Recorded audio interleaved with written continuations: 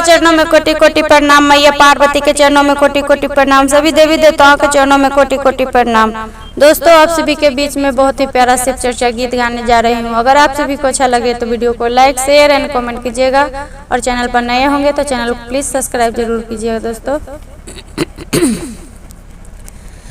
बनवादी शिव जी सोने के महालिया, झोपड़िया में अब न रहब। बनवादी शिव जी सोने के महालिया, झोपड़िया में अब न रहब।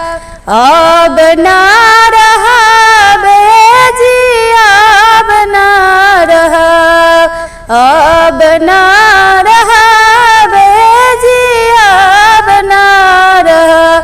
बनवादी शिव जी सोने के महालिया, झोपड़िया में अब न रहब।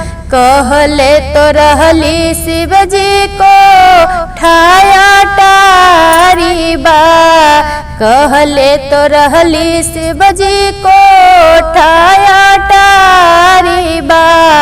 कोठा अटारी बा, कोठा अटारी बा, लाके रख दिहली घर बसवारिया, झोपड़िया में अब न रहब। लाके रख दिहली घर बसवारिया, झोपड़िया में अब न रहब। बनवादी शिव जी सोने के महालिया, झोपड़िया में अब न रहब।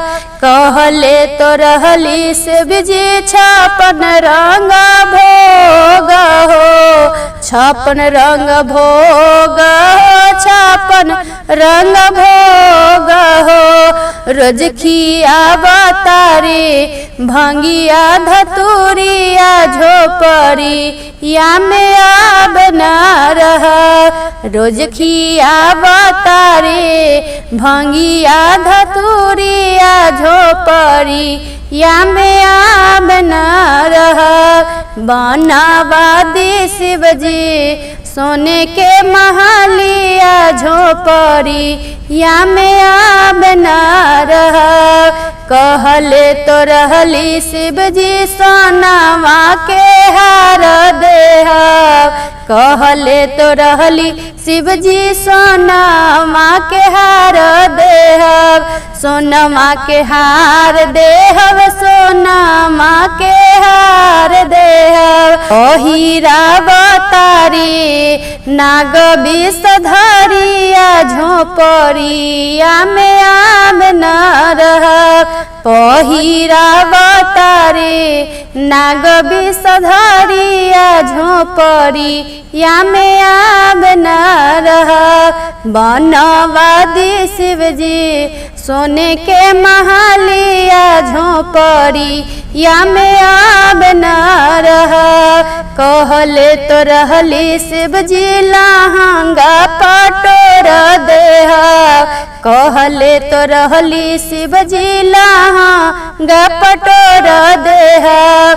लहंगा पटोर देहब, लहंगा पटोर देहब।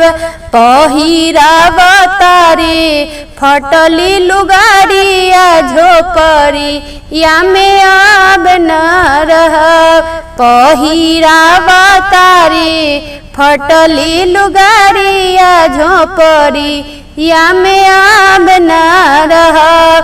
बनवादी शिव जी सोने के महालिया, झोपड़िया में अब न रहब।